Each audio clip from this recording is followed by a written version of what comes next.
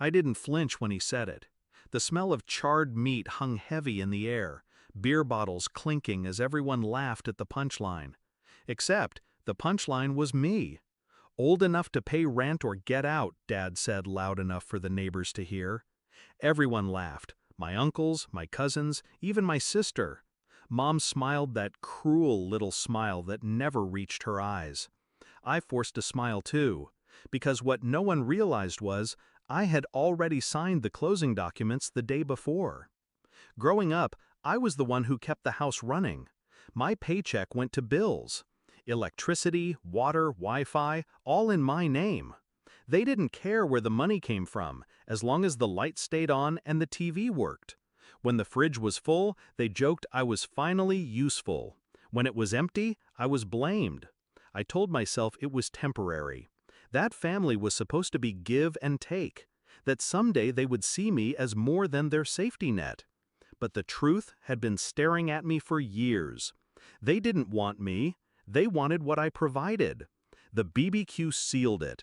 The way they laughed told me everything I needed to know. That night, I went to my room and stared at the stacks of envelopes with my name on them. Utility bills, credit card receipts, rent agreements, all paid by me. All proof of who was really keeping this family afloat. My hand didn't shake when I made the decision. I wasn't leaving in shame. I was leaving in silence, with precision.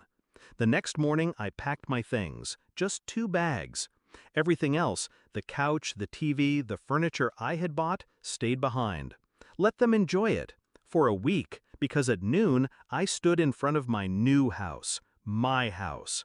Keys still cold in my hand, contract stamped, mortgage under my name only. No one knew. I felt the first taste of freedom then. It was quiet, clean, mine. But freedom wasn't enough. Justice was still waiting. That afternoon, I made the calls. Power company, water supply, internet provider. Every account was linked to me. Every bill auto-paid from my bank. I ended it all in 15 minutes. Please confirm cancellation, the customer service rep asked.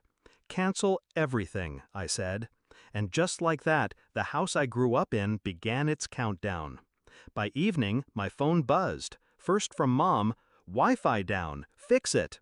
Then from Dad, power cut, pay the bill now. I didn't answer. I poured myself a drink, sat on the floor of my new living room, and listened to the silence. By nightfall, the calls turned to threats.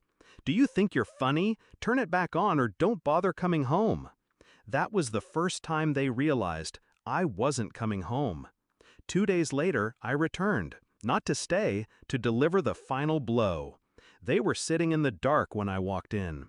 Candles flickered on the dining table. My sister was whining about missing her shows.